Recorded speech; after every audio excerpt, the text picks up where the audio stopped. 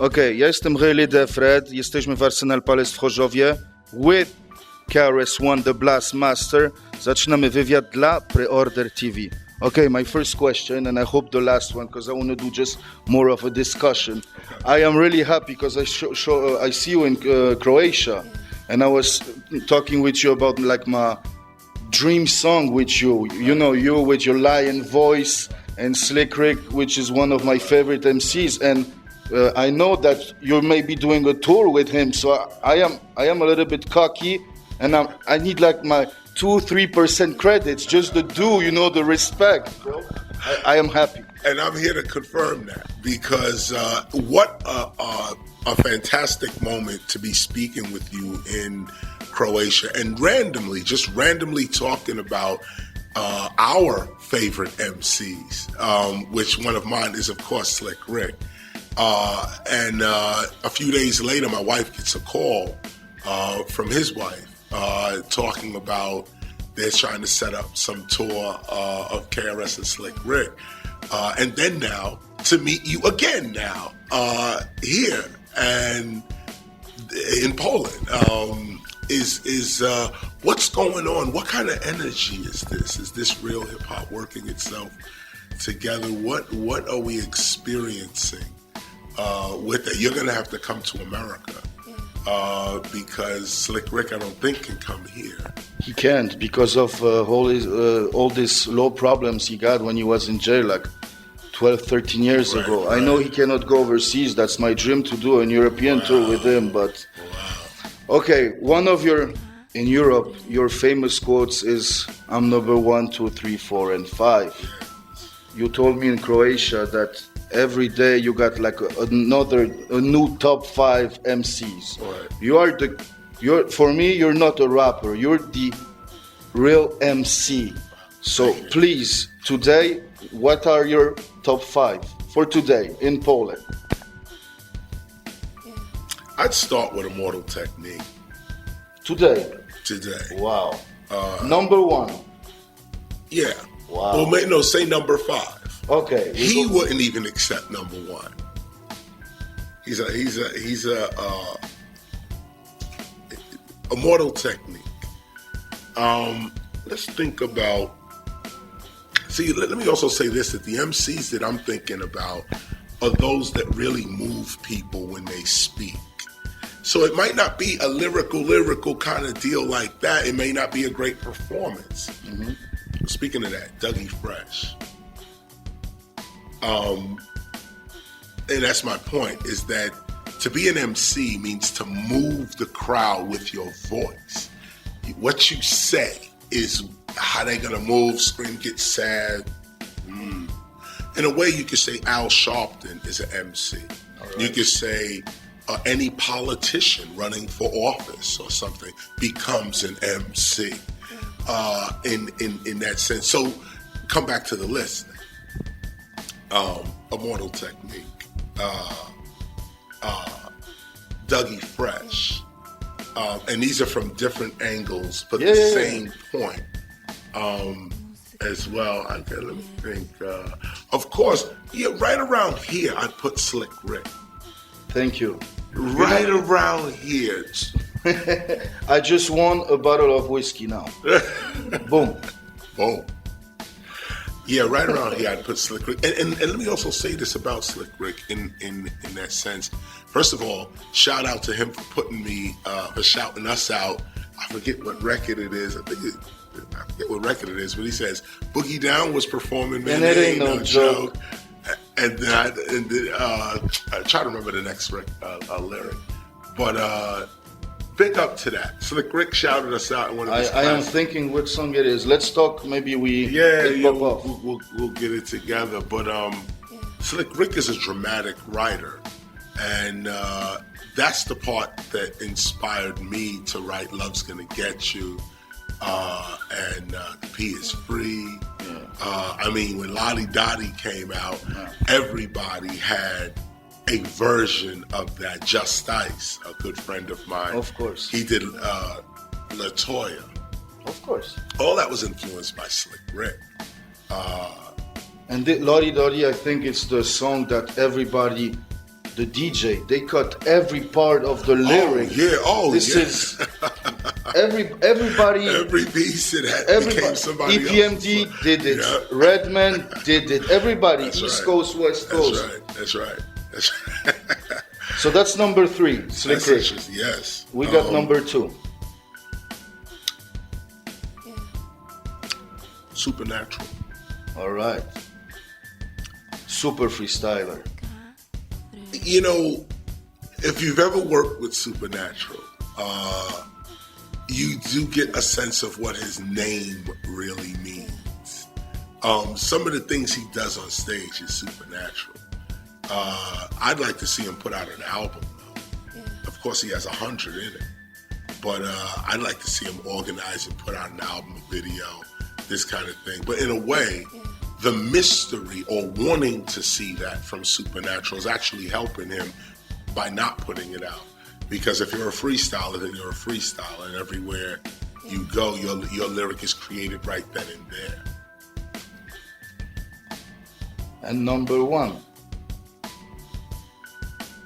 Yes. You have something for me? Oh, okay. Yeah, we good. Let's roll. Yeah. No. I needed that bell. Bro, numero 1. Number 1.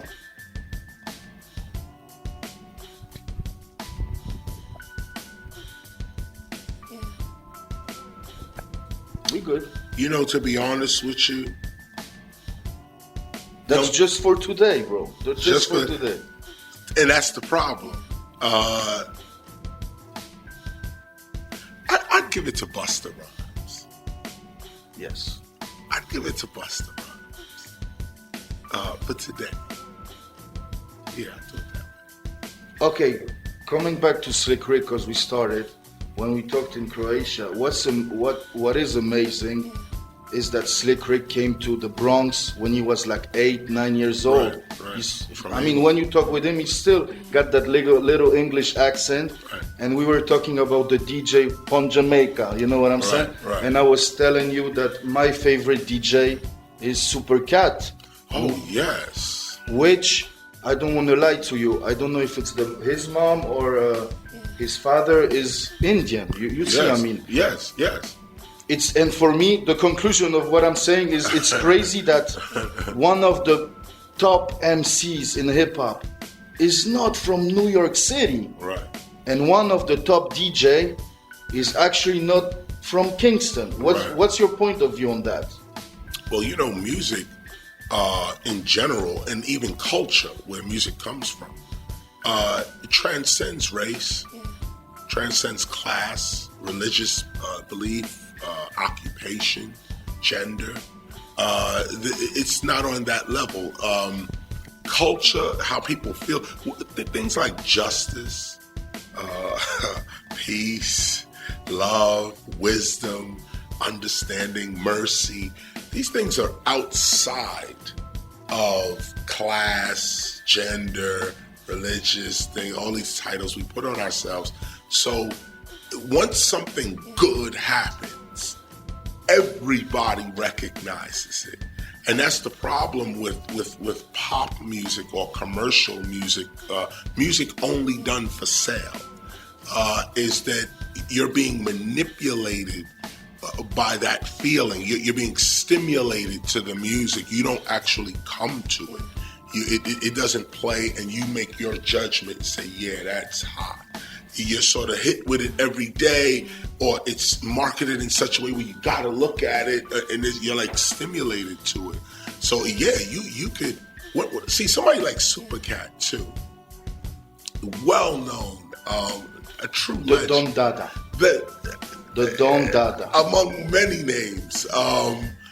He, and by the way, that's where we got the Bridges Over bass line from. It was from Supercat's Boops. Okay, he had a record say Boops. We did the boom, boom, boom, boom, boom, boom, boom. That's the Bridges Over.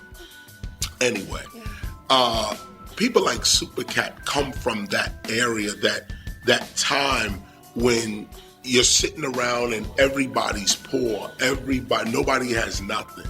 So every word that comes out of your mouth has to make the next person feel good, or you're useless. You're just standing up there talking, which is what we have today. People are just rapping, and no one even asked you to rap.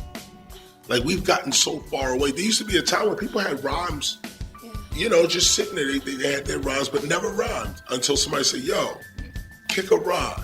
Then you get with that authority and you do it. Today, everyone's just rapping because they want to rap. But why are you rapping? For what reason are you rapping? Who do you represent? And beyond the stardom and the fame and so on, what is your character? And that's that piece right there, the character. People like Supercat, Slick Rick, J. Rue the Damager, Guru, rest in peace. You know, and many others had that character. But that character also is a supernatural, and not just the MC, but it's also supernatural because you got to watch what you say. When you're that close to a vibrant culture, what you say, what you rhyme about comes true in your life. And, you know, with Slick Rick, the whole children's story played out. I'd like to hear him explain it one day. I should ask him. You know, how did he feel about that? Like, you know, ran up the block doing 83, crashed into a tree there at university, you know, escaped the lot. He lived that out in the Bronx in a car chase. And he's also for me, he's also the king of storytellers. Oh, he is, of course. But look like at that. His niche.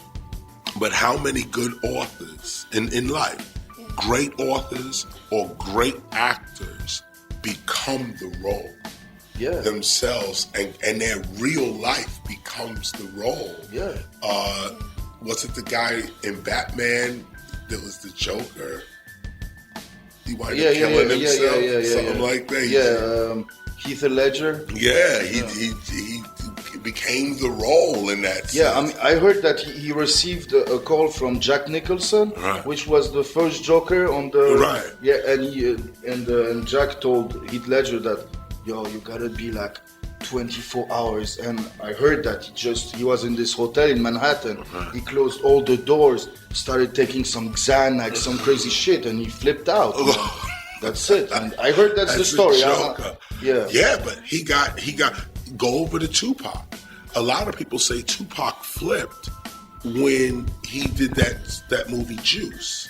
Okay. A lot of people don't know this, but when you were close to Tupac, those who were close to him relatively, remember that after he played Bishop in Juice, he never really got out that role.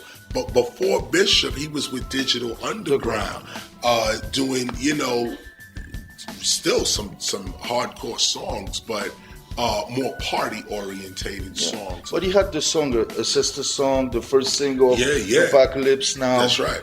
I was Chris 2 years ago in Switzerland, and there was this digital. I'm a big fan of DU. I mean, George Clinton called them Sons of the P. Ooh. He called them Sons of the P. And I was, because for me, Shock G, you know, you remember back in the days, I was watching, like, you know, the first Humpty Dance, then Do What You Like, and you saw Shock G, then you saw Humpty Hump. Right. And at the beginning, everybody was like, that's two-person. Right. And at the end of the second album, when the No Nose Job, you see Humpty Hump taking off the nose in that Shock G. Man, that was such a blow for me. I was like, no, man, you can't. Man, I was living like. He became at least three people. But 2 years, so whatever. We came back 2 years ago. I'm in Switzerland. Shock G killed it with DU. After, there was this VIP party. You had all the jazz artists.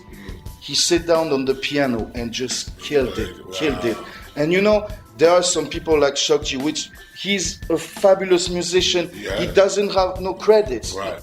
Nobody remember about Shock G, man. He's the piano man. No doubt. He is. It's not Timbaland. It's not what's his name? The guy who produced jak się nazywa? Biały Scott Storch. Oh, yeah. The real piano man Shock G. Shock That's G, that's my nice. point of view. That's No my doubt. point of No doubt. No, but I've heard him play as well, and it's Wow, beautiful. wow. And but that part. of Bishop, you think? Yeah, I mean, you go back to Shock G. Okay. I mean, how is that ever going to be heard? Where would that fit? I was talking to a woman who was an executive at the Juilliard School of Music in New York. Okay. And she was saying that there's every year when a student, their classes graduate, there's only 17 positions available for say, a violinist, a piano, 7 in the nation, okay?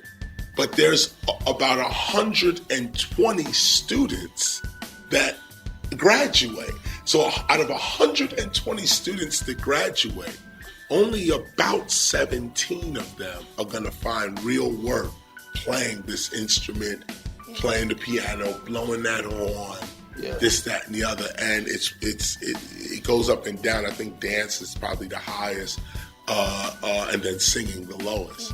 But look at that. Where would Shock G get that?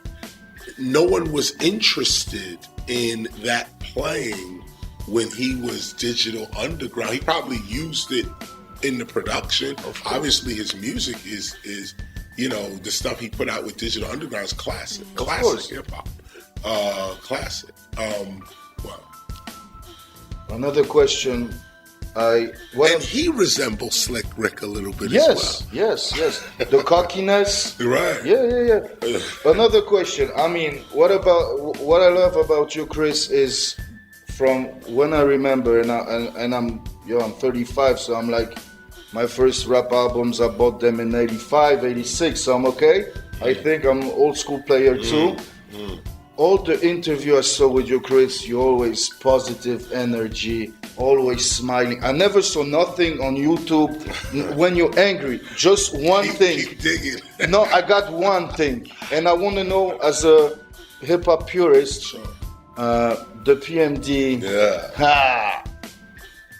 That's the one history I know, that this day the Blast Master was a little bit mad or very, very angry. No, very strategic. Okay. It was very strategic. That's why I always begin with the reliving of that tale. I always begin with an apology, because in the end, I had to apologize to PM Dawn and one of the dancers who got elbowed. But I had to apologize, and it was a heartfelt apology. It was a savage time, and that's why I start there with that. It wasn't a highlight of my career. It wasn't even my character. But it was very strategic, and that's why I don't regret it. And I could talk about it and tell you right now what really happened. So this was a time when I was putting forward a message that hip-hop was a culture, civilization. Right around the time where most of the rappers were just coming into their black consciousness, just coming into Pan-Africanism. And mind you, this is African Americans, take it back 60s, 70s, civil rights, that we're the children of the civil rights struggle. So everyone's growing up now and just getting into Stokely Carmichael, Martin Luther King, Malcolm X, and so on. Frederick Douglass even early, and so on, abolitionist movement.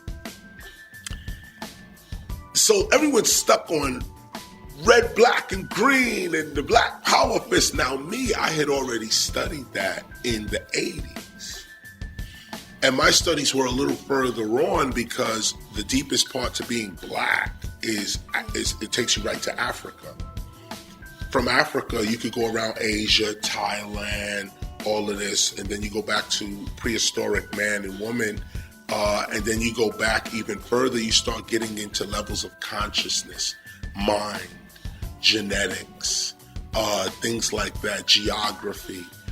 they stop their knowledge only in the political realm of what does it mean to be black? What does it mean to be African? They stop at Africa. They never researched the actual term Africa, which was really the name of the continent. A gentleman by the name of Scipio Africanus was a general that conquered the Carthaginians. And then, a Greek general. He was okay. That was my question. If he was Greek or right. No, he was a Greek general, or believed to be a Greek general, and the whole of the continent, which used to be called Alkebulan, was named after that general. The Greeks actually named it Ethiopia. The whole continent of Africa was named Ethiopia, but they would stop their knowledge there. They, instead of studying the kings of Ethiopia, what their names were, what they did, how they reigned, why not study what the kings were studying? This is where nobody wanted to go, because to study what the kings were studying as opposed to studying the king means that you're going to have to be like the king.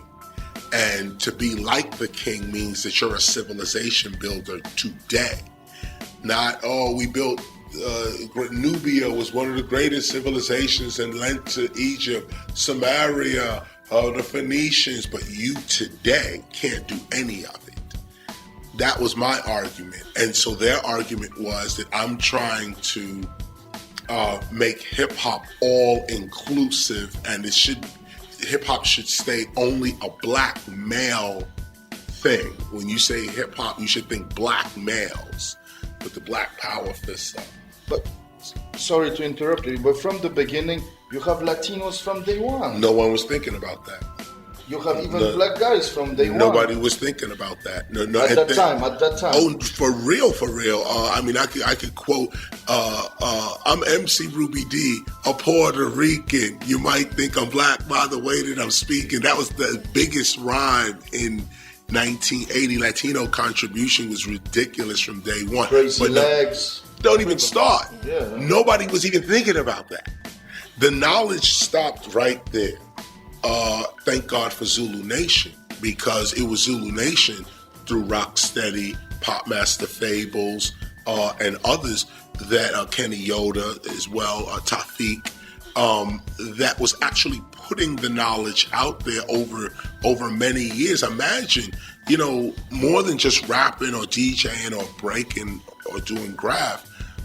Hip hop has been meeting, doing conferences, summits, gatherings for like 30 years, discussing itself and then influencing itself with its own self-made knowledge. And I credit Africa Bambaataa to begin with for the beginning organizations of that coming together to discuss hip-hop and how it can actually go forward. But no one, wait a minute, we got off the point. So PM Dawn. I'm reading in a magazine one day, that in Details magazine, that he was saying KRS-One wants to be a teacher, but a teacher of what? Public Enemy ain't saying nothing anyway, and NWA is trying to make mountains out of molehills, or something like that. The time where rappers were being highly criticized for their lyrics. C. Dolores Tucker, that was those times. She was on the witch hunt. We had reverends and black community leaders steamrolling our CDs, had the CDs in the street, running over them. It was crazy. That was around 92, 93. From 92 to about 95. It was madness. So right around this time, we're fighting for our lives. This guy makes a record. It does very well, sells maybe 2 million records. PM Dawn. Yeah. So with that success, he feels that he can dismiss the three groups that I guess in his mind was making the most noise in that sense. The most influential. He's now going to step in, dismiss them or us, and declare himself something that didn't make any sense to what the movement was about. And I felt that too many people were trying to do that as well. There were other groups as well that were taking shots at us in rhymes, on records. Africa Bambaataa had to chill out a debate between me and X-Clan. X-Clan was saying certain things, I was saying certain things as well. And all of that. So this was the time, this was the temperature. And so during that time, I said, you know, T-Money is having a birthday party. T-Money was one of the hosts of Your MTV Raps. Of course. He was having a birthday party downtown somewhere in Manhattan. And I said, you know, this would be the perfect time to make a statement there. But I really was going there to battle traditional MC style. Your brother Kenny Parker was with you? Yes. Okay. Yes, Kenny was with me. He was there. And I wasn't there, but I know. Yes, Kenny was there. But all of the industry was there too. Executives, other people. Yeah, I mean, that's T-Money's It was birthday. T-Money birthday party, so there was artists, and Supercat was there. Oh, fuck. He asked me, somehow the word got out that I was going to battle PM Dawn. And Supercat asked me if he could perform his song before I got on stage. And of course I said, yeah, no doubt. So he did his whole set. And right after he got off, PM Dawn got on. And they did a song, 2 songs, and then I jumped on stage and grabbed the mic out of his hand and said, now, let's battle now. I'm going to show you what I'm the teacher of now. So the crowd was like, oh. But then his boys came out the back. He had some boys. He had about 5 or 6 dudes with him. They came out the back, and when they came out the back, that's when we was like, okay. And then it turned into a whole scuffle, and we prevailed. And I still had the mic, and Kenny threw on The Bridge Is Over, and I started saying The Dawn Is Over. And in that scuffle, in that whole melee, PM Dawn got thrown off the stage. But I heard that's your brother throw him off. No? No, Kenny was in the DJ booth. Okay. It's a secret who threw him off. Okay.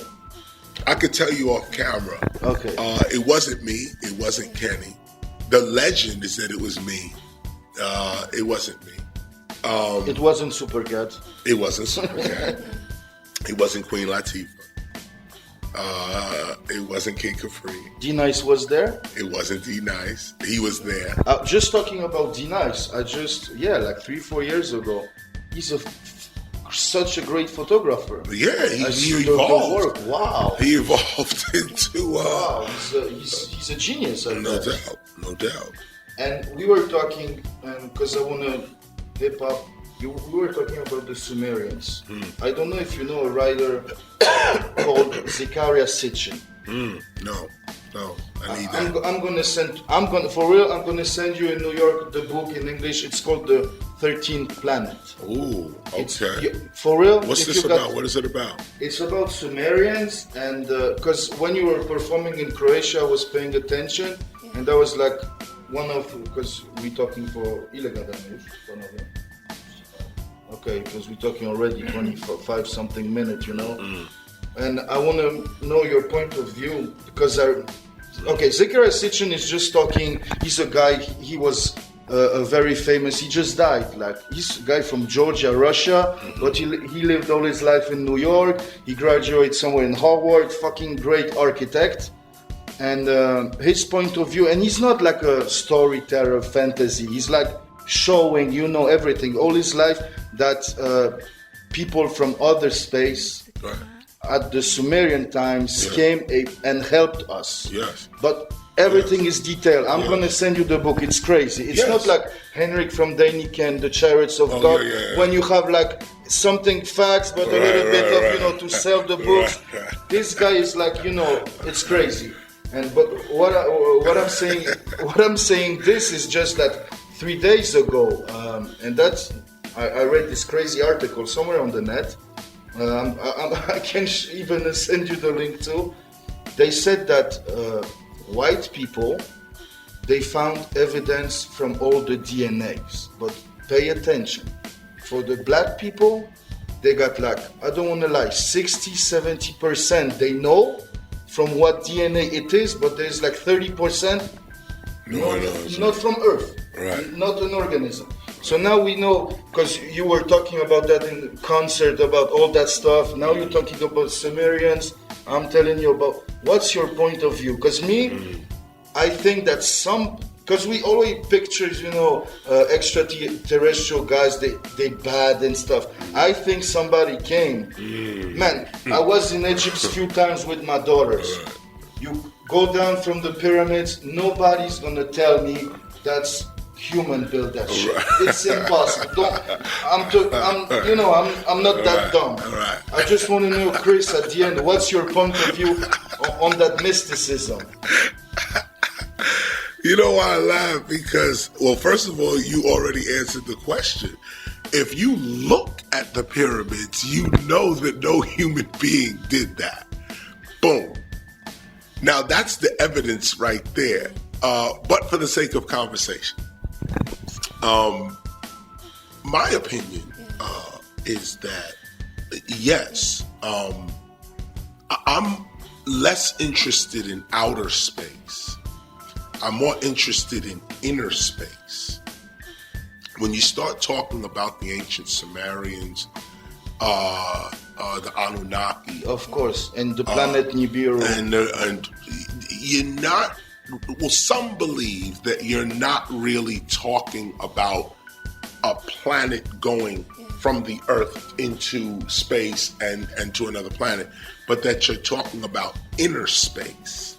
That this here, this whatever this is right here, is a dimension in and of itself. It's about traveling through black holes or figuring out how to open up wormholes in space. Yeah. So there's this idea that time, the concept of time, is circular.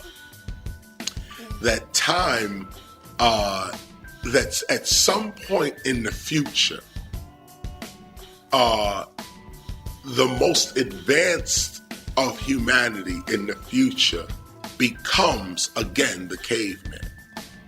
That in humanity, what we see as Neanderthal, Cro-Magnon man, Rhodesian man, what we see is that it's not the beginning of civilization, it's the end of a civilization. It's the other side of the circle. So we've been doing this now for a while, going forward, and reducing ourselves to animals. Down to this level. Now, some people maintain the knowledge, and it's these people, I even believe, that are really in control of what's going on in the world today. Not these clowns you see on TV called government or state or religion. These are all puppets. The real, whoever, if this world is to have a global governance, that global person, that governance, the person or people or system running that governance is going to have to either be immortal or live just longer years than the average human being. Like those that are secret people that really run what's going on, they have to live for 200 years on average to be able to keep a system like that running. Like, you ever ask yourself, how is it that nations run? How can you keep a system in place where people doing the same thing over and over again, keep the same system going for this long period of time without somebody breaking down or this, that, and the other? And it has to do with time. It has to do with those who can outlive others. And so, well, now wait a minute. Let me come back to more inner space. I'm going into something else. There's a thing about time that at some point in the future, we learn time travel. It's inevitable. If it's not here already, if we don't have it already. Those who have time travel in the future are those who the ancients say this person or this thing came out of space. Very few times they say they came out of the sky.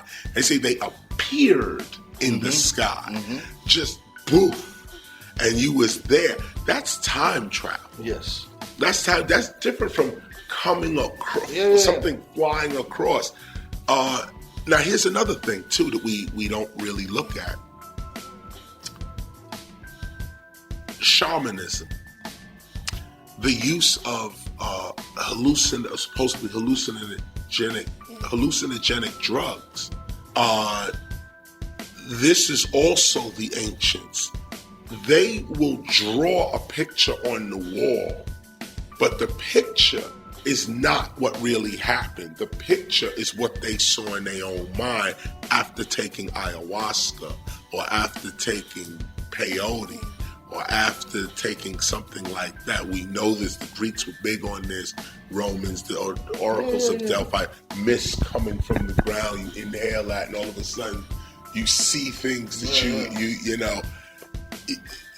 This is also how, well, the Anunnaki talk about getting a new skin, getting somehow acquiring a new skin to walk into this other dimension, this other door. And it's with us now. It's here with us right now. But you got to drink this thing, and you get a new skin, and you walk into this other dimension. So my opinion of all of this is that we are so ignorant today, but ignorance is bliss. The more knowledge you know, the more restricted you seem to become. Knowledge is not an inspiring thing.